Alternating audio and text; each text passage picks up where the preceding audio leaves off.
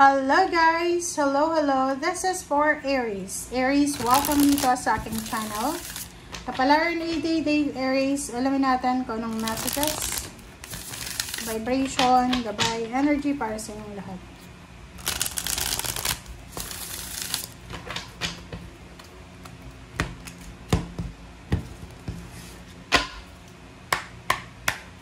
Okay, Aries. Page of Swords. 8 of Swords. 6 of Swords. Puro ano to balita. Communication. Okay. Aries. Unahin natin dito. Meron ditong Aries na by the end of November, kasi parang meron ka sigurong bills na kailangan bayaran, Aries, by the end of November. Or maybe siya, wait lang guys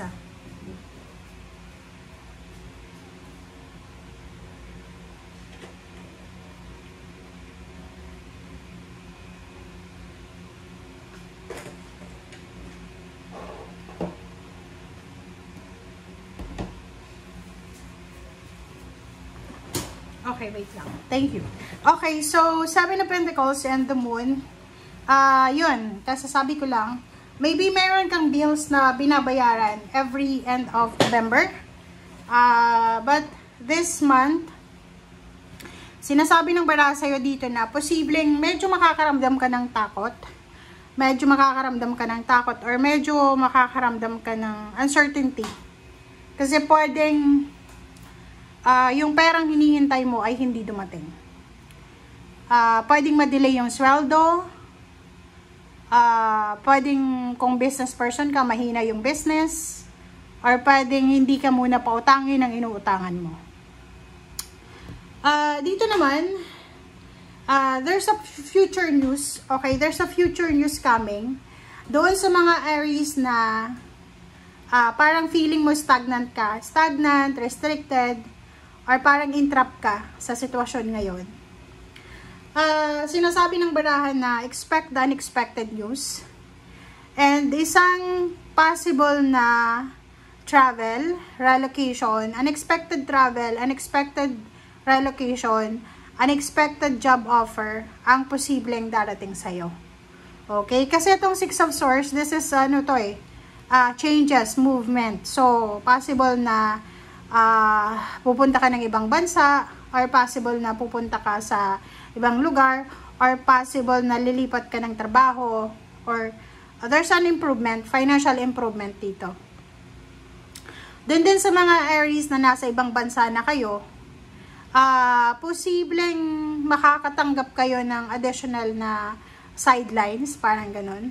May mga job offers. Pwedeng may opportunity ka na makapag-apply ng resident permit, resident visa, ganyan-ganito. Or pwede kang makapag-apply ng additional parang visa para sa family mo. Okay. Thank you.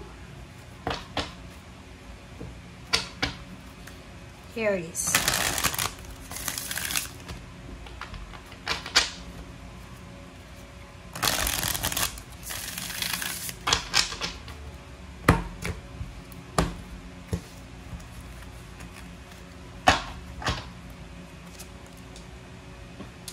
Okay, Knight of Wands.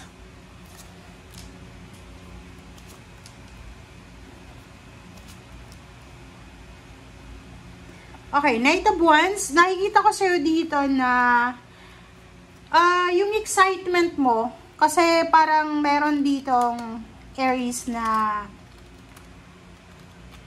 pwedeng naghihintay ka ng bonus. Payments, payouts, cash advance. Ano ba yan? Kasi excited ka na sana kaso hindi pa siya baka hindi pa siya dumating kasi pwedeng ma-delay siya. And Queen of Cups, the Hermit, and Six of Pentacles. Sinasabi ng baraha sa'yo dito na isang water sign, Pisces, Scorpio, and Cancer, ang posibleng hihingan mo ng tulong financial. Or pwedeng siya yung maiisip mo na solusyon. Kasi kailangan mo kasi kailangan mo dito ng lump sum of money or pera. And isang water sign or isang earth signs ang posibleng makakatulong sa'yo. And nakikita ko siya yung naiisip mong pwedeng lapitan, naiisip mong solusyon sa problema mo.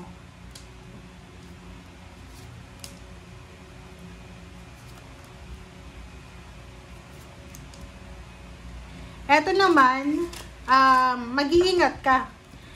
Sinasabi ng Seven of Swords na yan na you need to be careful.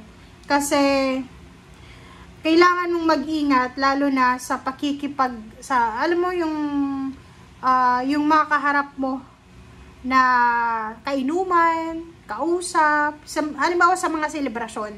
'Di ba? Halimbawa, mag-iingat ka sa pakikipagkaibigan doon sa mga tao na gusto lang puro kaligayahan, puro lang happiness, puro lang party. Page of Cups and Two of Wands, sinasabi ng baraha, if you're single na Aries, there's an awaiting adventure na paparating sa'yo. Pwedeng, kung single ka, makatagpo ka ng lalaki, babae na nakatira sa ibang bansa, Pilipino man or ibang lahi. And siya yung makakatulong sa'yo para makalibot ka ng buong mundo. Siya yung passport mo. Okay. Okay, next is Empress.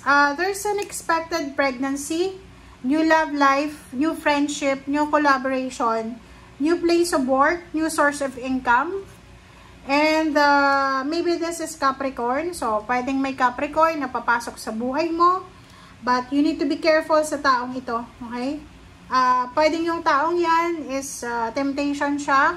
Or pwedeng yung taong yan ay siya yung maging rason para masira yung diskarte mo. Okay? So, you need to be careful. Ano bang message sa'yo ng spiritual helpers mo? Tingnan natin. So, you need to be careful sa mga Capricorn. Spiritual protection. You are being watched over and protected physically, emotionally, and energetically. So, yung halimbawa na meron kang mga stressful na pinagdadaanan sa ngayon, spiritual na problema, sinasabi sa'yo dito ng spiritual helpers mo na you are being watched. May isang spiritual helpers ka and guides, marami sila, na binabantayan ka nila, pinoprotectionan ka nila physically, emotionally, and energetically. Wow, ang galing. Okay, let's check one more card. Ano pa ba?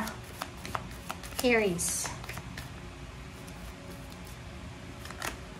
35, pathway. So, yung pathway na to, sabi sa'yo ng baraha, huwag kang masyadong mag-alala kasi there's a solution sa lahat ng problema.